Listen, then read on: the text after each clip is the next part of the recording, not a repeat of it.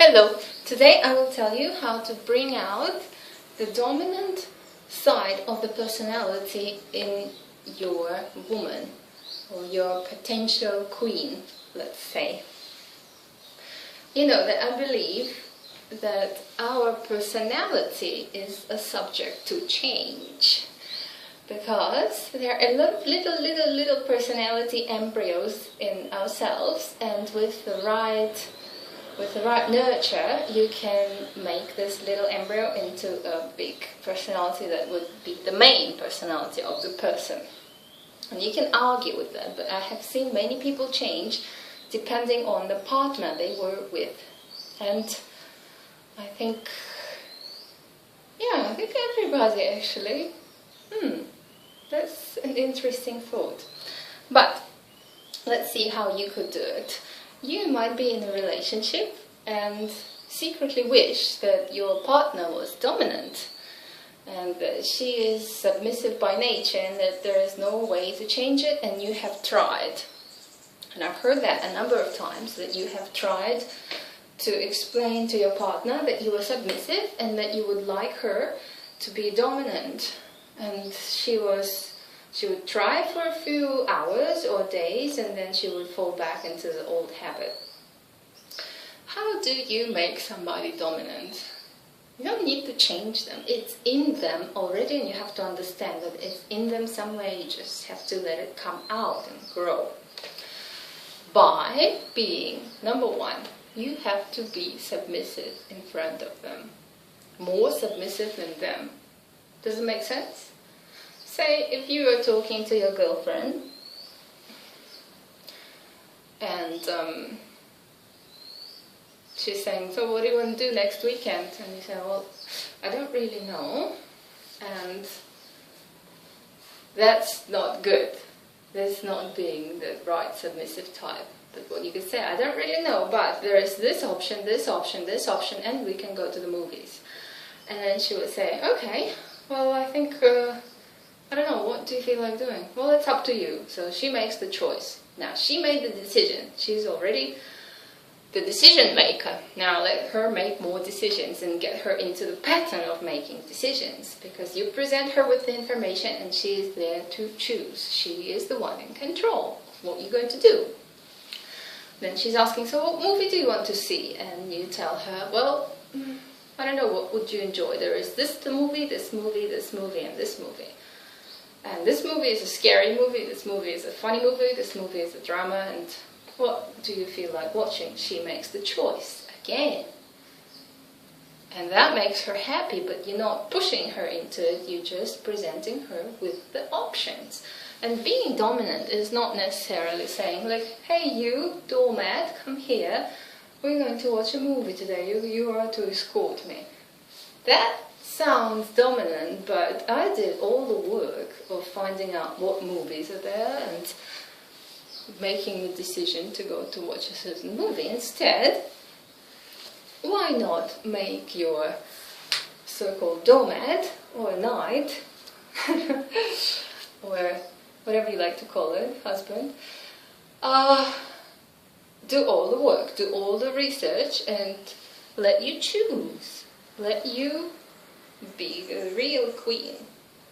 And when you get into this habit of presenting your lady, your queen, with the information and letting her choose, after a while she will notice that this is very comfortable and she gets to do what she wants to do. She has all the information. She doesn't need to search on the internet what time is what movie and where you could go next weekend, because you've done all the work, and she is there going like, yes, okay, that's good. And just creating these situations that will put her in the position of the leader.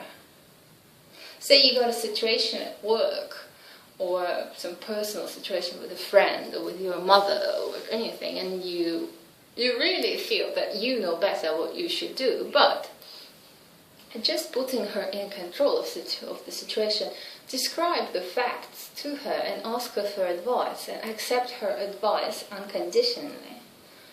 And then you will feel that she's really in charge. And you can do this exercise. It's a very easy exercise. I don't mean the splits, but letting her make the decisions. Like, try it this week and start with the simple stuff. Which plates would you like the rice on? The blue plates or the pink plates today? I think we haven't used the blue plates in a while. Why? Oh, what do you think? Yeah, let's use the blue plates. She made the decision. So, and every time in the bedroom also, it will be up to her. So gradually you will build up to her liking making the decisions for you and being in control. Also, when it comes to unpleasant tasks such as cleaning the house or doing the laundry, why not ask her like, oh, you know, we're both busy and blah blah, but do you think maybe we could set a day for our laundry? What day do you think should be done? Oh, maybe it should be done on a sunny day because we're dry outside. Or maybe it should be done on a Tuesday because on Tuesday you're less tired than on a Monday. And next Tuesday, just go and do it. And when she's surprised, oh, you did the laundry. Yeah, I did. Because he said it should be done on Tuesdays. Like, oh, that's nice. And next time she will tell you to do the vacuum cleaning on Thursday. You never know, but it's appealing to the person. And you see, quite a few of the submissive men have told me that they have tried talking and explaining their submissive side to their partner, and the partner often fails to understand, but also there's a problem with them not liking it. And why do they not like it? Because they think that the man will just depend on them, and that is a burden. Like with some cases, you know, I get repeated emails saying like, oh, give me a task, what's my homework, can I get another homework, can I get another task? And it's like, oh God, I just want to go and start a Thai and go, you know, spend time with my friends. Why do I have to think of your homework? If I didn't specify any homework, there is no homework for you. Why do you ask for it?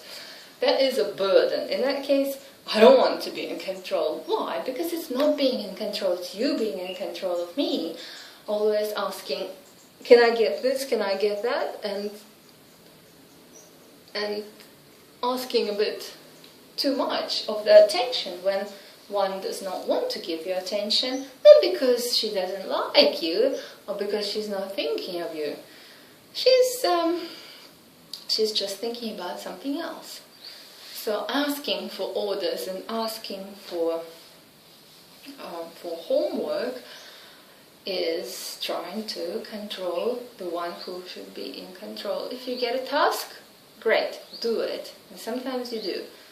Now, if you don't get a task, there's no reason to ask for it, because there is no task. Just accept the truth. And if I had something in mind for you, I would give it to you anyway. So you wouldn't need to burden your partner by being submissive to her.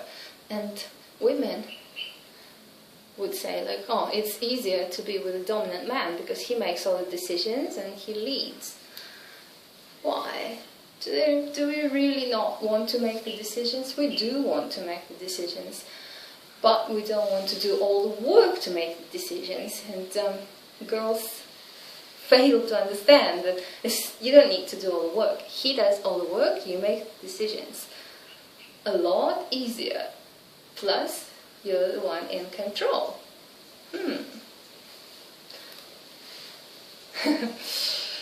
Right. Is this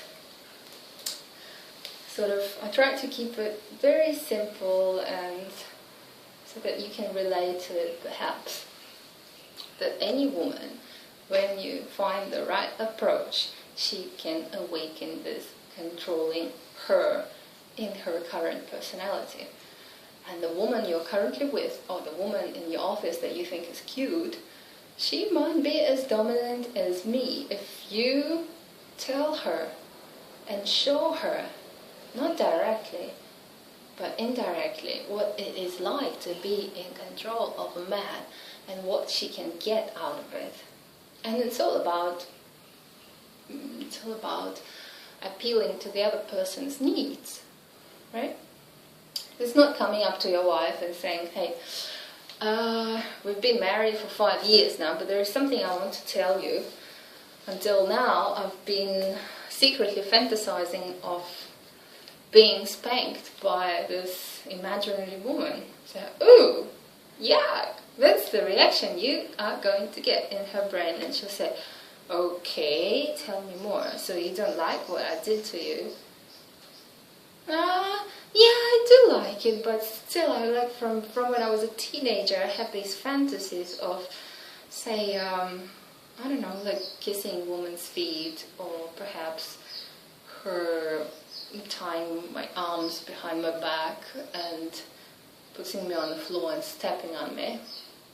And that is not appealing to her needs. All she's going to think is this is strange, and she's going to feel guilty because she has not satisfied those needs in you so far, and she never knew about them, and you didn't feel comfortable enough to open up to her. So where is that going to take you? Nowhere, because she will say like, well, okay, it's not something that I would really enjoy doing because I haven't done it so far, so it means this is all new to me. Instead, you could start with her appeals. Like, see what she really needs. See what she does, see where she goes, and just be very attentive and find opportunities to present her with choices where she makes the decision that you depend on. Asking you what you should wear, asking her what, if she's a new girlfriend, what, you know, oh, darling, what sort of underwear do you prefer on men? Boxer shorts or like triangular sort of tight underwear? And men never do that. And most women never tell them. They just tell their friends, oh, he's wearing this like really unattractive boxer shorts and so baggy, and I really don't like boxer shorts. And the friend would say like, oh, maybe you should dump him. But hey, this can be changed very easily, right? Again, I am simplifying stuff just so that everybody can relate to the story. It's not about boxer shorts, it's about your behavior and about the patterns. And the man who is submissive and who has had his submissive desires from very early in his life would most likely be ashamed, shy, and very much closed about these desires, even to the person he's married with, because he tried 5 years ago to say that he would enjoy this and that, and she said no, and then he never tried again. And that's not where you should stop. And your fetishes is not what you should introduce to her at the first stage. You have to step up to it and step up and lead her up to it. So by first steps, you put her in control, one by one by one by one. And when she's enjoying it, when you know what you are doing to put her in control, when you see her get more and more enjoying this role of making the decision of what should be done in the house, when it should be done, and what necktie you're going to wear today, then you might start to introduce one by one your fetishes as well. But not in a I like it when you do this to me, but more like,